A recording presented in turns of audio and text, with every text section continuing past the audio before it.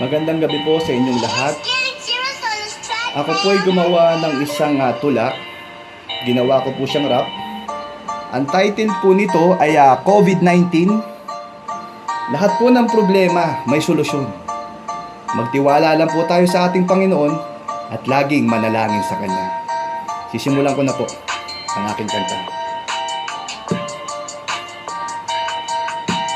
COVID-19, ang virus na salot sa buong mundo, perwisyo ang idinulot. Kaya lahat ng tao ngayon ay natatakot dahil baka nga ito'y maging isang bangungot. Oras na siguro upang tayo ay magbago at manalangin tayo kay mahal na Hesukristo. Sa ating gobyerno at mga ibinoto, tulungan yung lahat ng ating kapwa Pilipino.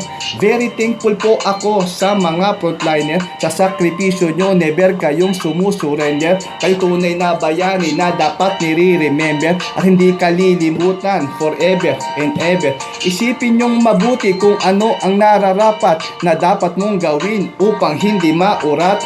Mag-ehersisyo ka o kaya magbuhat-buhat. Yan ang nararapat upang katawan mabanat. Dapat sa panahon ngayon tayo'y magtulungan at makinig din tayo sa ating pamahalaan para din ito sa ating kapakanan. Kaya manatili ka sa iyong tahanan. Break it down.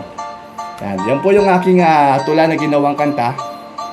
So, kapit lang po tayo. Natiwala lang po tayo sa ating mga gobyerno, sa ating Panginoon, especially po sa ating mga pamilya.